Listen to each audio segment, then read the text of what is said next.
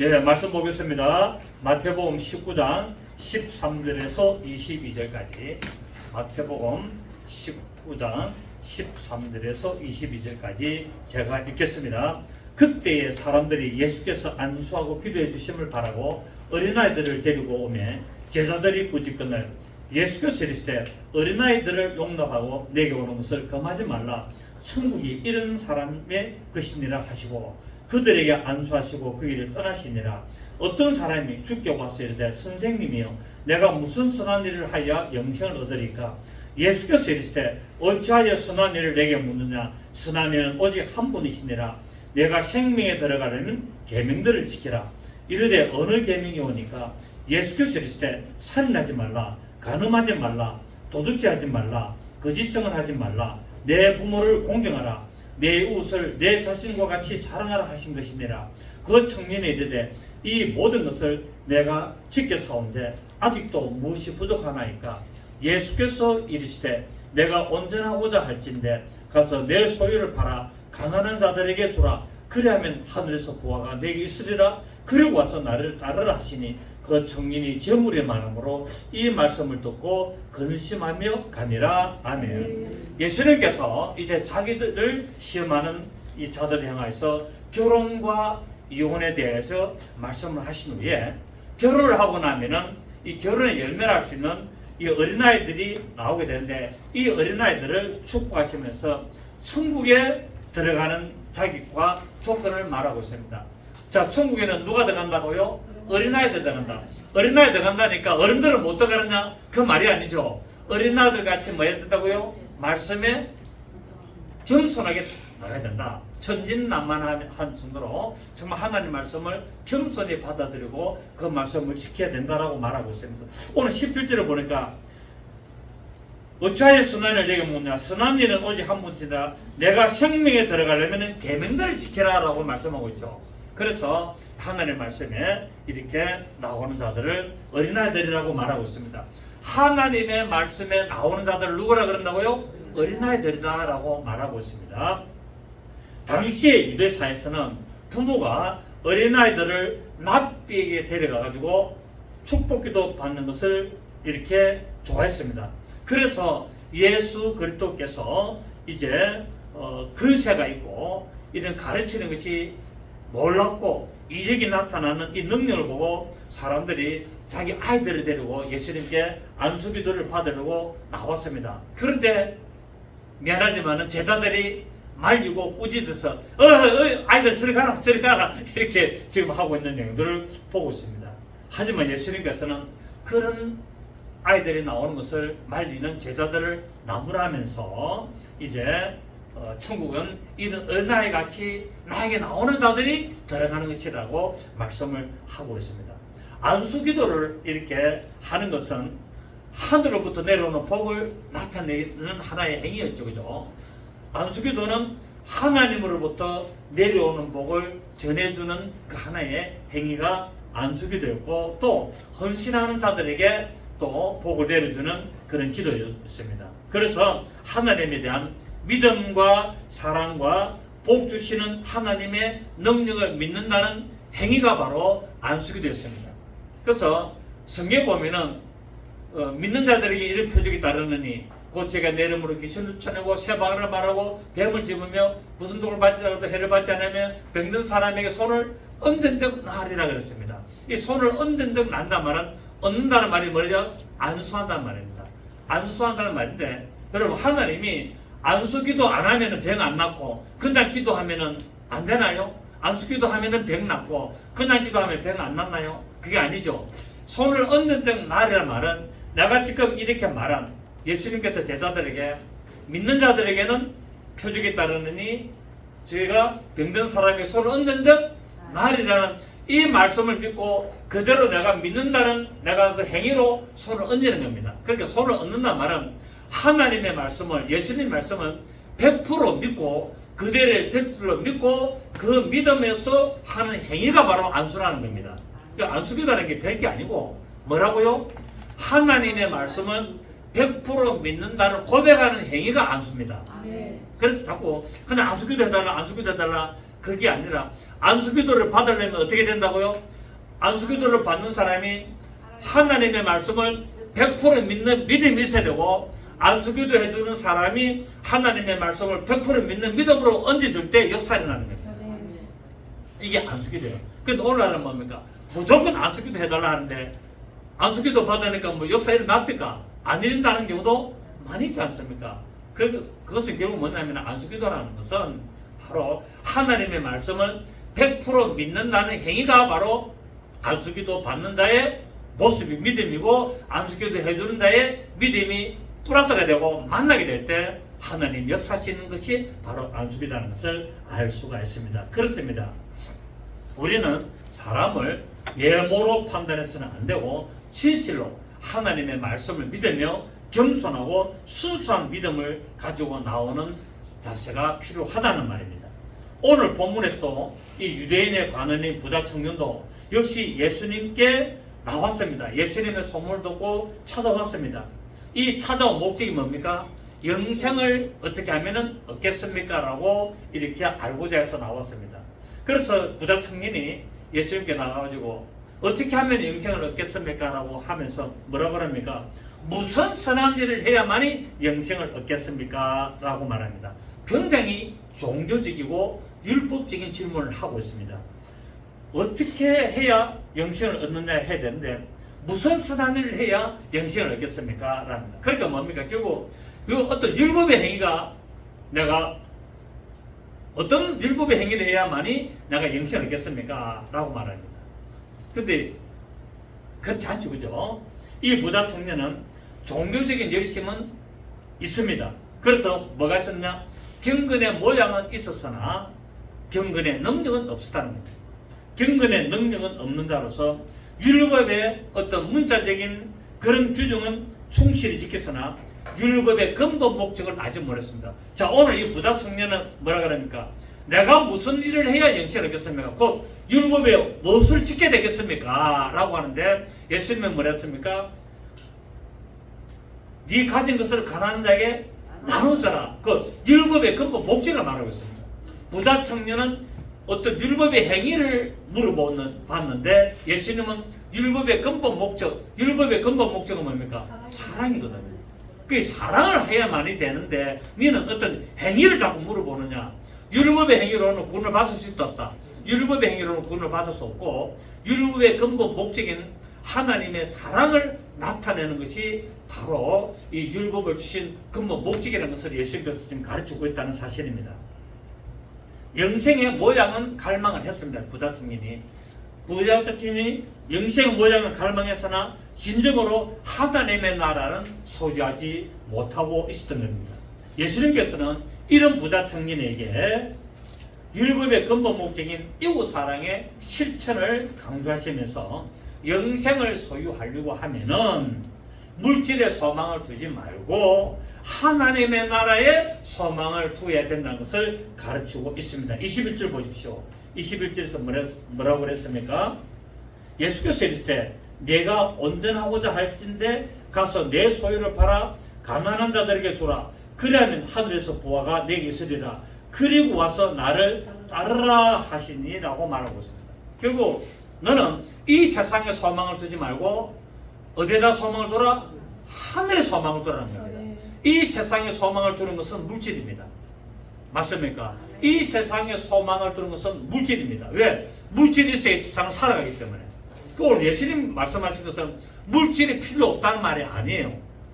이 세상의 소망은 물질이지만 네가 영생을 얻으려면 하늘의 소망을 둬야 된다는 것을 말하고 있다는 말입니다.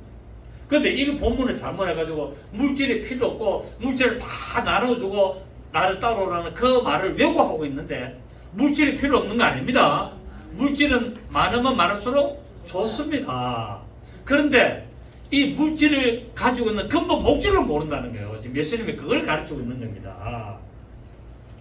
로마서 13장 8절에서 10절에 보면은 피차 사랑의 빛 외에는 아무에게든지 아무 빛도 지지 말라. 남을 사랑하는 자는 율법을 다 이루었느니라. 이웃을 사랑하면 무엇을 이룬다? 율법을 이루고 율법의 근본 목적을 완성하는 것이다. 사랑은 이웃에게 악을 행하지 아니하니니 그러므로 사랑은 율법의 완성이니라 라고 말씀하고 있습니다. 사랑이 뭐라고요? 율법의 완성. 그걸 예수님께서는 지금 이 부자 청년에게 네 소유를 팔아서 가난한 자들에게 나누더라. 그러면 그것이 뭐다? 사랑이고 그 사랑을 완성함으로 말미암아 율법을 완전히 지키는 것이며 율법을 지킴으로 말미암아 내가 뭐 한다고요? 바로 이 사랑의 완성을 이름으로 구원을 받고 그러고 나서 뭐 한다고요? 나를 따라와야만이 구원이 완성이 된다는 것을 말하고 있다는 거예요. 지금 율법의 행위를 완전히 지켰느냐? 율법의 행위로서는 구원을 완성할 수 없으니 네가 율법의 행위 완성인 사랑을 실천하고 그러고 나서 말하고요? 나를 따라. 그러니까 이제 율법에서 바로 율법의 근본 목적인 사랑을 실천했으면 무엇을 따라간다고요? 예수님을 따라가야 된다는 거예요. 그래야만이 율법을 완전히 이루고 영생을 이룬 것을 말씀을 하고 있습니다. 그러나 이 부자 청년은 이런 예수님의 말씀에 물질을 나눠주라니까 그것이 아까워가지고 근심하며 떠남으로 본을 잃어버리게 됩니다. 이처럼 세상의 재물은 하나님의 나라에 합당하지 않다는 것을 보여주고 있습니다.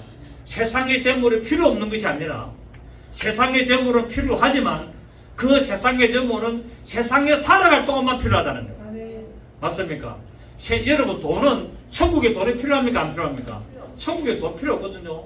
내가 이 세상에 살아가는 동안에는 반드시 재물이 필요하다. 그러나 네가 영생을 얻으러 가면은 율법을 지켜야 되는데 그 율법을 지키는 완성이 사랑이고 사랑이 뭐냐면은 네가 가진 것을 가난한 어려운 사람들에 나눠주고 왔어. 그러고 나서 나를 쫓으면은 네가 영생을 온전히 이루는 것이라고 예수님께서 말씀하고 있습니다. 그렇습니다. 물질로는 영생을 얻을 수가 없다는 것을 지금 예수님께서 이 말씀하신 것이 물질이 필요 없다는 말입니까? 물질로는 영생을 얻을 수 없다는 말입니까?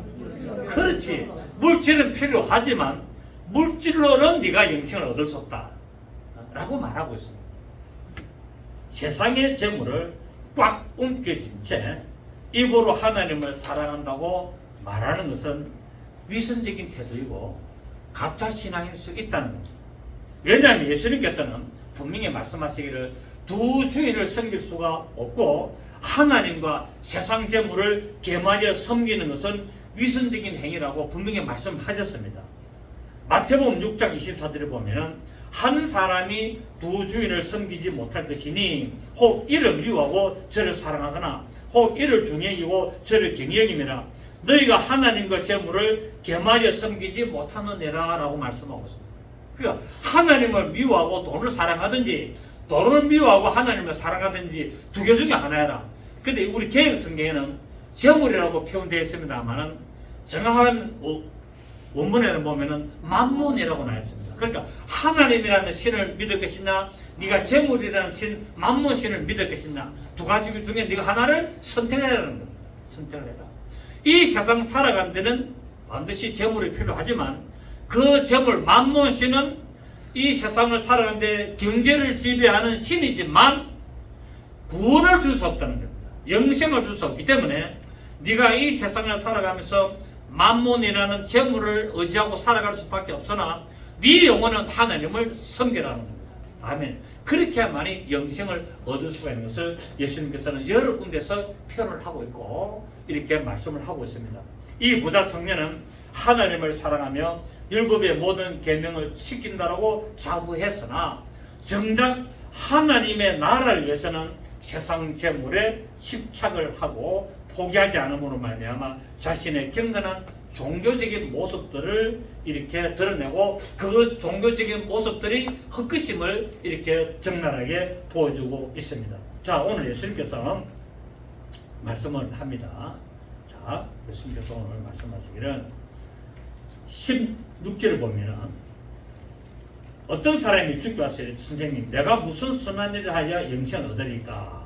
예수님께서 이르시되 어찌하여 선한 일을 내게 묻냐? 선한 일은 오직 한 분이시니라. 내가 생명에 들어가려면 어떻게 해야 된다?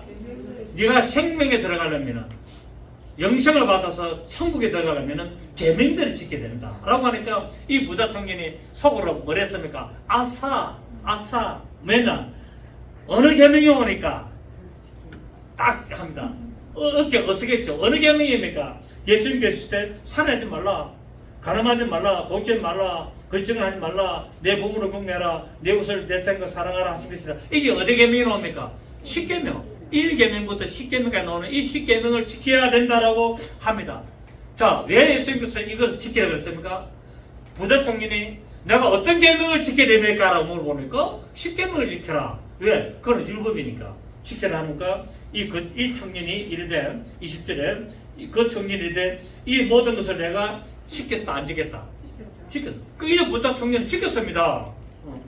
자, 살인 안 했고요, 간음 안 했고요, 도둑질 안 했고요, 거짓 증언 안 했고요, 거짓말 안 한 것이 아니라 거짓 증언 안 했다는 거예요. 재판 가가지고. 맞습니까? 거짓 증언 안 했습니다. 그 다음에 부모를 공경했습니다. 내 이웃을 내 자신같이 사랑했습니다. 했는데 내가 이거 다 했습니다. 그런데 아직까지 무엇이 부족합니까? 라고 하는 예수님께서 네가 율법을 문자적으로 지키구나. 율법의 근본 정신은 이웃 사랑을 네가 온전히 실행하지 못했다는 것을 예수님께서 말씀하시면서 그 율법의 행위 조항, 문자적인 조항이 아니라 그 율법의 근본 목적인 21절에 예수께서 때 네가 율법을 다 지켰느냐, 10계명을 다 지켰느냐, 잘했는데 네가 온전하게 되려고 하면은 뭐 해야 됩니까? 내 소유를 팔아 가난한 자들에게 주라. 그리하면 하늘에서 보화가 내게 있으리라. 네가 가난한 사람을 도와줘라. 그러면은 어떻게 한다고요? 하늘에서 더 채워준다는 겁니다. 더 채워주고는 하니까 그러고 나서 나를 따라오라. 그럼 뭡니까? 율법을 온전히 지켰느냐? 율법의 완성인 사랑을 하고 나서 나를 따라오라는 거예요. 그 예수님께서 지금 이 말씀하신 것은 무엇을 강조하려고 하냐면은 율법의 행위로 구원을 받을 수 없고 나를 믿어야 구원을 받을 수 있다는 것을 말씀하는 거예요. 지금 돈이 필요 없단 말 아니에요. 돈 필요 없는 사람 가져오세요 나한테. 돈이 필요 없단 말이 아니라 네가 아무리 돈이 많아도 그리고 네가 아무리 율법을 다 지켜도 나를 따라오지 않으면 구원이 없다는 것을 말씀하는 거예요. 지금. 아멘. 그러니까 22절에 그 청년이 재물의 말함으로 이 말씀을 듣고 근심하며 가니라 라고 말하고 있습니다. 여러분, 이 재물이 많으면은 상당히 인생의 삶을 피곤하게 만드는 것은 그 어쩔 수밖에 없는 것 같습니다. 그러니까 이 재물을 불의한 청지같이 지혜롭게 살아가는 겁니다. 불의한 청지같이 이 재물을 친구를 사는 것처럼 이 재물을 사용해야 된다고 해서 말하고 있잖아요.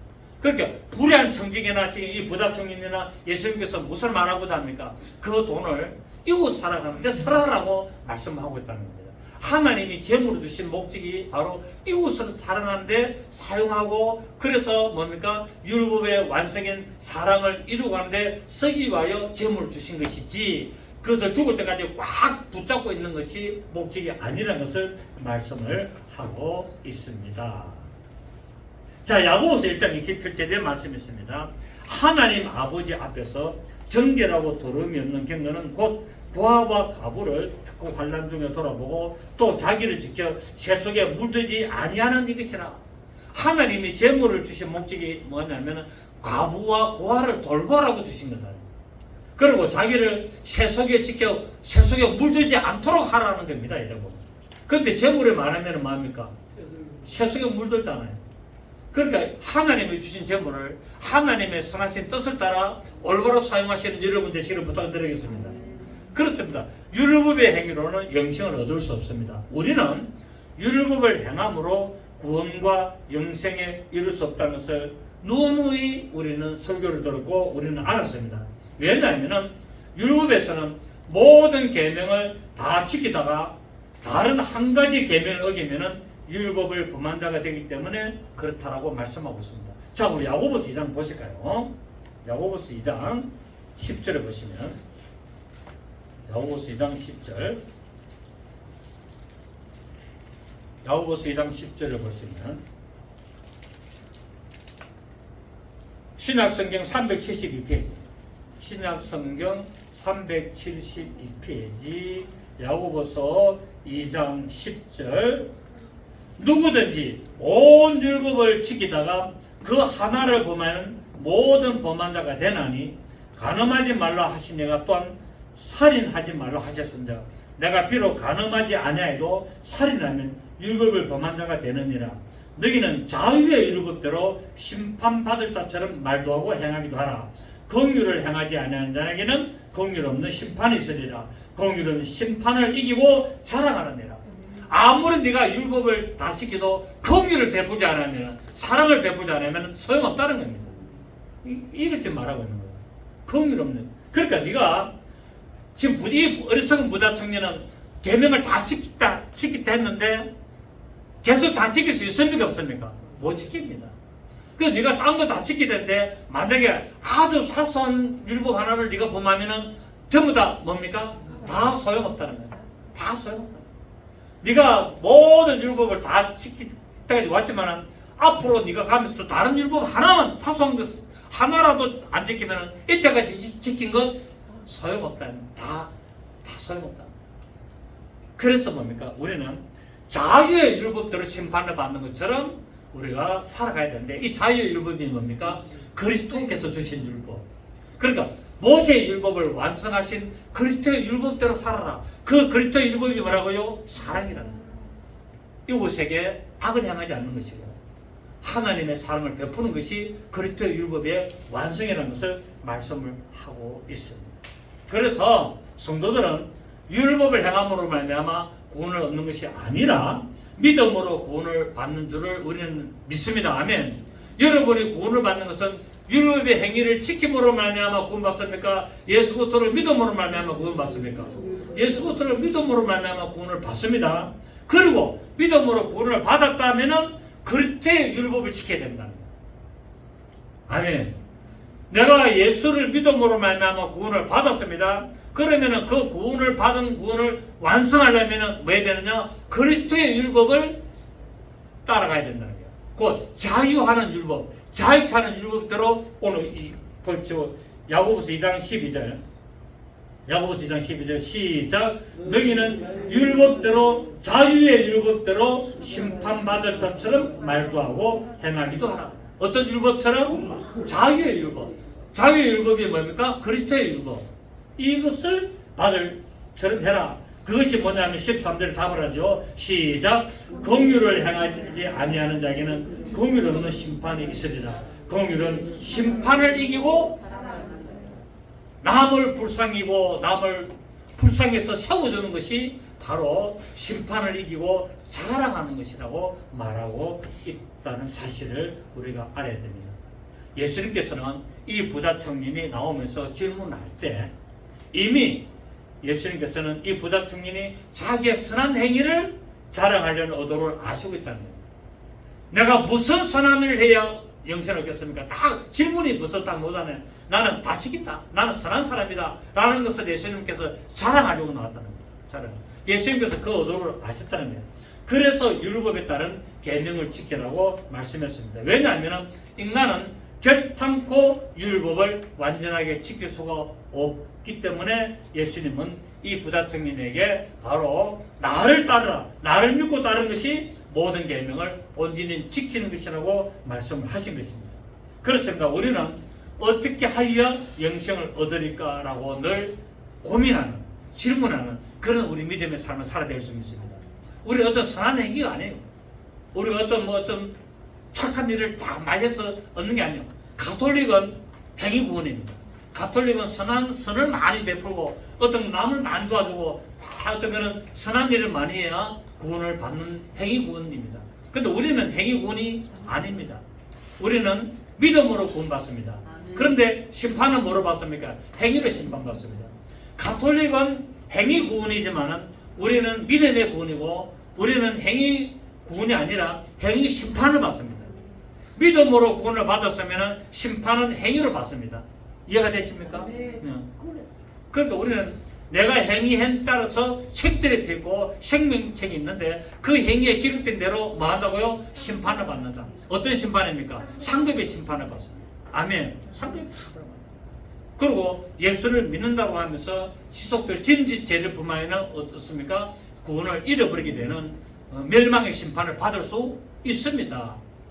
짐짓죄를 범하면, 고의로 범죄하면 바로 짐짓죄를 범하여서 심판을 받을 수가 있다는 것을 말하고 있습니다.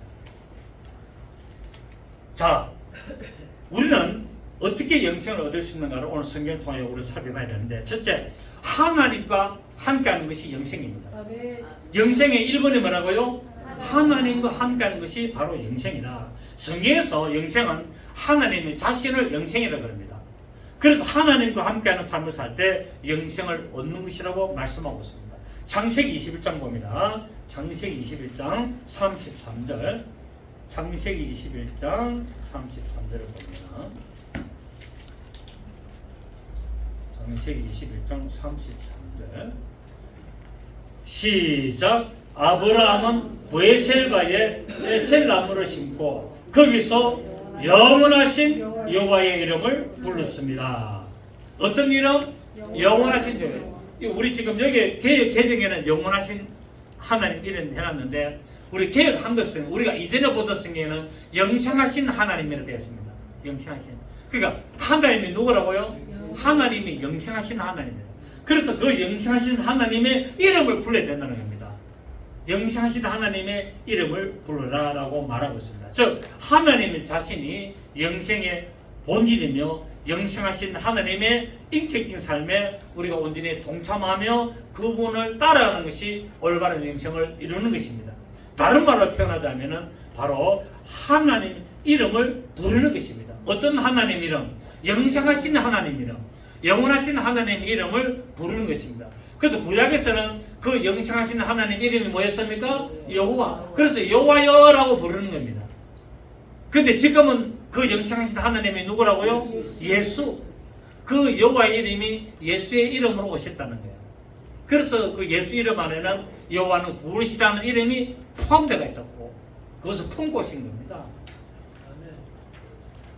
하나님이 없는 삶은 불안한 삶입니다. 여러분이 지금 이날까지 오면서 하나님을 만나기 전에, 예수님을 만나기 전에는 인생이 얼마나 불안했습니까?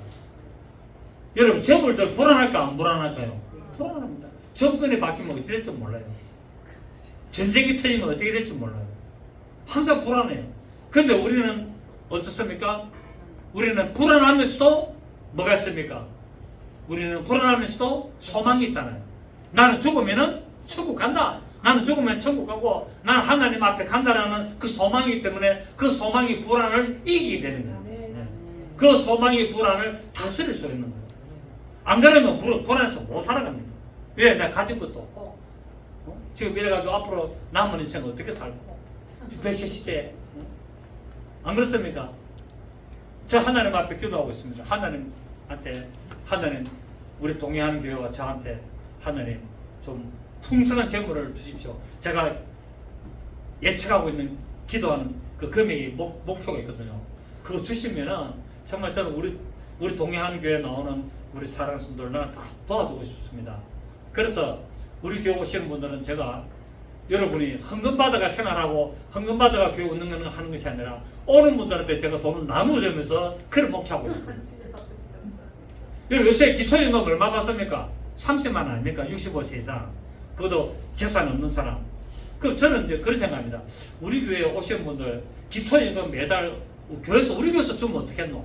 국가에서 주는 거는 국가에서 받고 우리 교회에서 매달 어려운 분들 기초연금 30만 원 주면 생활에 도움 될까 안 될까? 나 그래 하고 있을 거예요. 나 그런 목회를 하고 있어. 마지막에 앞으로 딱 그런 목회. 그래서 베푸는 목회, 주는 목회 그래 하고 있을 거예요. 좋습니까 안 좋습니까? 저 그래요. 그럼 하나님이 제가 기도하는 어떤 금액을 주시면은 저는 그렇게 하고 싶어요. 그리고 11조를 딱 잘하신 분들한테는 제가 2배로 드리고 싶고 2배로. 얼마나 좋습니까?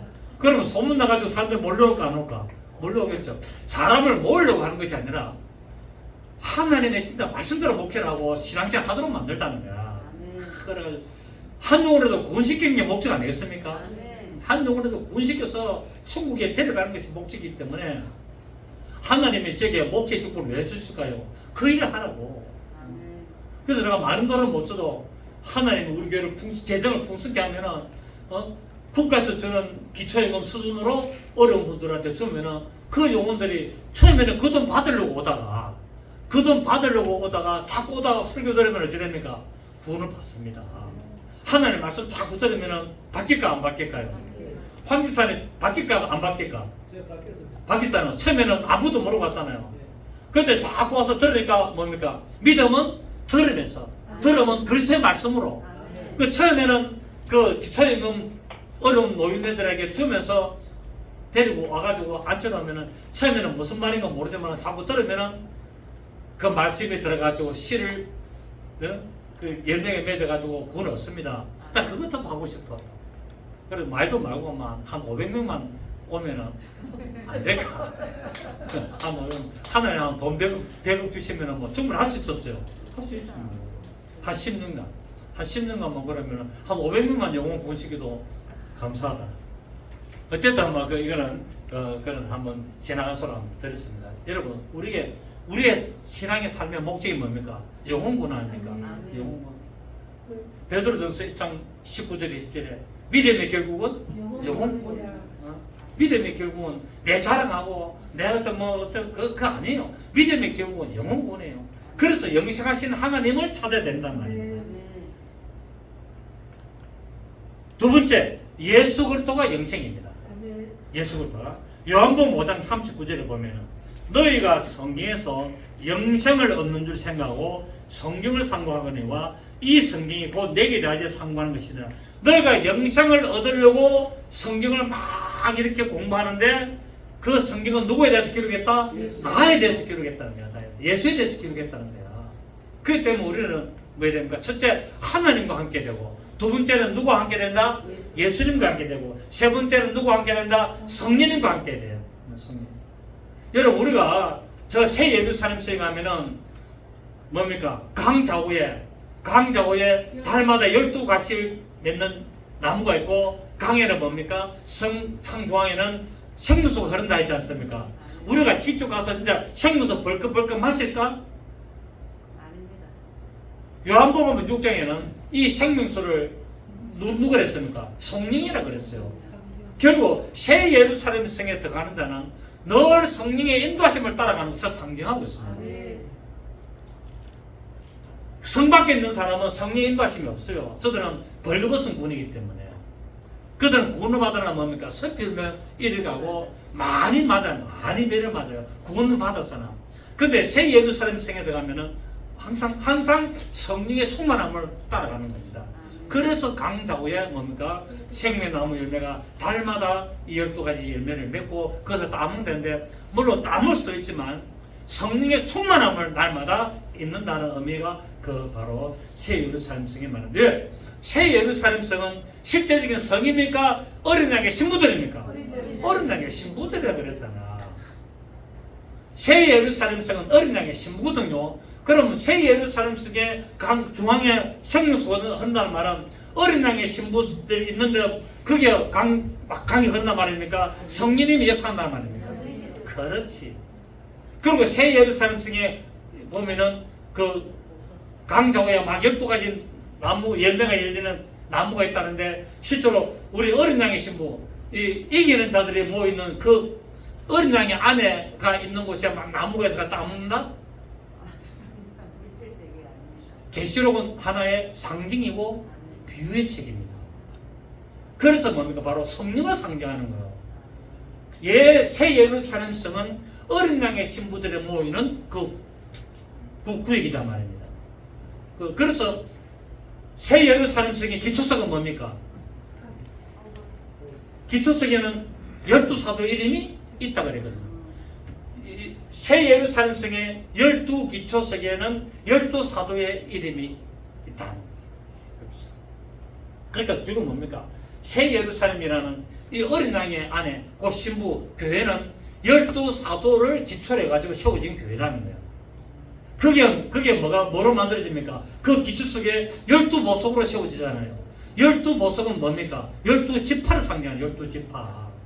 12지파. 결국 뭔가 제사장이 가슴에 이 심표를 붙일 때 보석이 몇 개 달립니까? 12개 달린 것을 상징하고 있다는 거예요. 결국 뭔가 하나님의 마음에 12보석으로 뭡니까? 된 자들이 새 예루살렘 성에 들어가는 것을 말하고 있어요. 각각의 보석의 특징들이 있잖아요. 그렇게 새 예루살렘 성은 이처럼 보석으로 변화되고 12사도의 그 복음 아래 복음에 세워진 자들이 들어가는 곳이 새 예루살렘 어린 양의 신부들이 그런 자들이 들어가는 것을 말하고 있습니다. 물론 가면 또 마실 수도 있겠지만, 그래서 예수 그리스도가 영생이고 바로 성령님이 바로 우리에게 영생이라는 것이 말하고 있습니다. 자, 골로새서 2장 9절을 보면은 그 안에는 신성의 모든 충만이 육체로 가시고 라고 말하고 있습니다. 영생하신 하나님께서 종의 행체를 입고 육신으로 오심으로 말미암아 그 육신 안에 뭐가 있다고요? 그 안에는 신성의 모든 충만함이 있다는 것을 말하고 있습니다. 예수님의 육체 안에 무엇을 담고 오셨다? 신성의 모든 충만함을 담고 오셨다. 그래서 요한복음 1장 14절에 말씀이 육신되어 우리 가운데 가심에 우리가 그 영광을 보니 아버지의 독생자의 영광이요 은혜가 진리가 충만하더라. 말씀님이 육신되고 오셨는데 그 육신으로 오신 그 말씀님 그 육신 안에 신성의 모든 충만 들어가 있다고 말씀을 하고 있었습니다. 그리고 요한복음 1장 4절에 그 안에는 그 육체 안에는 생명이 있었으니 이 생명은 사람들의 빛이다라고 말씀을 하고 있습니다. 예수 그리스도께서는 우리에게 뭘 오셨느냐? 살리시는 영으로 오셨어요. 살리시는 영. 자, 요한일서 5장 봅니다. 요한일서 5장 보시면 요한일서 5장 11절 보시면 요한일서 5장 11절 또 증거는 이것이니 하나님이 우리에게 영생을 주신 것과 이 생명이 그의 아들 안에 있는 것입니다. 자, 생명이 어디에 있다고요? 영생이 어디에 있다고요? 바로 아들 안에. 영생은 예수 그리스도 안에 있다는 겁니다. 예수 그리스도 안에 영생을 얻고 생명을 가지고 있는데 11절에 시작 아들이 있는 자에게는 생명이 있고 하나님의 아들이 없는 자에게는 생명이 없는다. 저 이스라엘 유대인들이 아무리 여호와의 하나님을 섬겨도 생명이 있습니까? 없습니까? 없습니다. 왜? 생명은 예수 안에 있기 때문에. 그래서 예수를 믿어야 영생을 얻고 예수를 믿어야 생명을 누리는 겁니다. 아무리 저 여호와 하나님을 믿어도 안 된다는 거예요. 지금 유대인들, 저 이스라엘 백성들은 계속 여호와 하나님을 믿고 예수를 안 믿잖아요. 그래서 영생이 없는 겁니다. 그래서 저들은 죽으면은 구원이 없는 거예요. 그런데 이제 뭡니까? 하나님 역사사 저 이스라엘 유대인들에게 지금 뭡니까? 예수를 믿는 믿음을 주지 않습니까? 지금. 예, 마지막 때가 다 돼가기 때문에. 그래서 유대인들이 지금 돌아서서 예수를 믿는 자들이 계속 나오는 거예요. 계속. 그들이 바로 뭐 한다고요? 영생을 누리고 생명 구원을 받습니다. 아멘. 그걸 말하고 있다. 요한복음 3장 16절에 하나님이 세상을 이처럼 사랑하사 독생자를 주셨으니 이는 저를 믿는 자마다 멸망치 않고 영생을 얻게 하려 하십니다. 독생자를 주신 목적이 뭐라고요? 영생 주시고. 하나님이 이 세상에 육신으로 있고 왜 오셨다고요? 우리에게 영생을 주시려고. 왜? 영원전부터 그렇게 존재하시기 때문에. 영원전부터 그 안에는 생명이 있었으니 이 생명은 사람들의 빛으로 존재하기 때문에 그 영생이라는 빛을 우리에게 주시려고 남자와 여자를 창세기에서 창조해가지고 생육하고 번성하여 땅에 충만하도록 만들어가지고 그 믿음의 활동을 따라 예수 오셔서 그 예수 믿는 자들 하여금 뭐 한다고요? 영생을 주시고 생명을 주시고 바로 그들을 데려가가지고 새 예루살렘 성을 이루어서 성령으로 날마다 충만케 하시는 것이 하나님의 영생이었어요. 그게 성경의 원리예요. 이 성경의 원리를 이렇게 설명해야 되는 거예요. 그런데 예수 믿으면 여러분 예수 믿으면 건강합니다. 예수 믿으면 잘 삽니다. 예수 믿으면 자식들 잘 됩니다. 이것도 맞지만 그거는 초등학생 하는 이야기예요. 성경은 뭡니까? 영원하신 하나님이 영생하신 하나님이 그 안에 생명이 있었는데 이 생명은 사람들에게 빛으로 계시기 때문에 그분이 이 빛을 세상에 나타내기 위하여 남자와 여자를 창조하시고 바로 하나님의 그 말씀대로 생육하고 번성하고 충만하고 땅을 정복하고 지배하여서 메시아 오실 길을 예비하는 도구로 우리를 삼으신 거예요. 그래서 믿음의 그 강물을 따라서 아브라함과 이삭과 야곱과 그 계속 그런 믿음의 모습을 따라서 모세를 통하여서 계속 나타나가지고 마지막에 그 요셉과 그 마리아를 통하여 메시아가 나신 거예요. 그래서 그 메시아를 봄으로 말미암아 영생을 알게 되고 그 메시아를 믿음으로 말미암아 영생을 받게 돼서 오늘까지 우리에게 말씀이 전거된 겁니다. 아멘. 이게 바로 성경의 흐름이고 역사요 성경의 골격이라는 거예요. 이걸 놔두고 자꾸 뭡니까? 자꾸 곁다리하는 거예요. 곁다리. 그래서 이 계시록의 7교회 보면은 바로 발람의 교훈, 니골라다의 교훈이 뭐냐면 하나님이 이 말씀을 백질시킨 거다. 하나님이 이 근본 말씀을 가르치지 않고 자꾸 쓸데없는 어떤 인본주의, 인간적인 이런 것들로 가르치는 것이 뭐라고요? 니골라당의 행위요, 발람의 행위라는 거예요. 그거를. 그래서 그들에게는 뭐가 있다고? 그들은 예수를 믿고 교회 다니는 사람들이에요. 그들은 예수를 믿고 교회를 다니는 사람들이지만은 바로 발람의 교훈을 따르고 이세벨 니골라다의 교훈을 따르고 이세벨의 교훈을 따르기 때문에 그 영적으로 가늠하고 그러기 때문에 말하냐 바로 새 예루살렘성에 들어가지 못한다고 말씀하고 있는 거예요. 그게 이기는 자들에게 주시는 계시록의 마지막 교회들에게 주시는 말씀이에요. 그래서 우리는 하나님의 말씀은 자꾸 쓸데없는 격가지를 포인트로 두지 말고 하나님의 이 창조의 근본 목적을 만들어 가야 되는 거예요. 아멘. 이걸 알아야 되는 거예요. 이걸 알아야 되는데 자꾸 엉뚱한. 그래서 옆에 있는 여러분, 옆에 있는 불신자가 선교 대상입니다. 맞습니까? 선교 대상이 누구라고요? 내 옆에 믿지 않는 가족과 내 옆에 믿지 않는 형제와 내 옆에 믿지 않는 친구들 또 내 주위에 있는 믿지 않는 자들이 선교 대상이에요. 꼭 비행기 타고 나가야 되는 게 아니라 내 주위에 있는 사람부터 선교해야 되는 거예요. 이게 하나님의 구원의 목적이고 구원의 방법이고 예수 그리스도를 이 땅에 보내신 목적입니다. 아멘. 예수님을 이 땅에 보신 목적이 내 주위로부터 영혼을 구원시키라는 거예요. 내 영혼을. 아멘. 그걸 해야 되는데 나 보고 비행기 타고 가가지고 막 그거 가가지고 그것만 잘하면 된다. 그것도 맞지. 그런데 하나님의 뭐 의도는 뭡니까? 모든 자가 구원에 이르기를 원하신다. 모든 자. 그래서 내 주위에 내가 지금 있는 곳에 있는 내 주위의 사람들의 믿지 않는 사람부터 1차적으로 선교하셔야 돼요. 1차적으로 그것부터 선교하셔야 돼요. 그렇지 않냐고 자꾸 엉뚱한 길로 가면은 의미가 없다는 사실을 아시기를 바랍니다. 자, 그래서 우리는 이 영생은 바로 죽음이 없는 것이기 때문에 죽어서 이루는 것이 아니라 예수 그리스도를 믿고 영접함으로 말미암아 영생이 이루어지고 그 영생을 완성할 때까지 성령님과 함께 동행하는 겁니다. 그래서 우리 교회 이름이 뭡니까? 동행하는 교회라. 누구와 함께 동행한다? 성령님과 함께 동행한다. 성령님과. 성령의 역사가 재현되는 교회. 성령님과. 그래서 동행하는 교회로 이름이 만들어진 겁니다. 여러분, 우리 주님과 함께 영원한 영생을 취하시는 여러분 되시기를 예수 이름으로 축복합니다. 요한복음 10장 26절에 말씀했습니다. 내가 저에게 영생을 주노니 영원히 멸망치 아니할 터요 또 저희를 내 손에서 빼앗을 자가 없느니라. 저희를 주신 내 아버지는 만유보다 크시네 아무도 아버지 손에서 빼앗을 수 없느니라 라고 말씀했습니다. 이 부자 청년은 재물이 많음으로 근심하여 갔습니다. 가난한 자를 구제하면 물질의 복이 나타나는데도 불구하고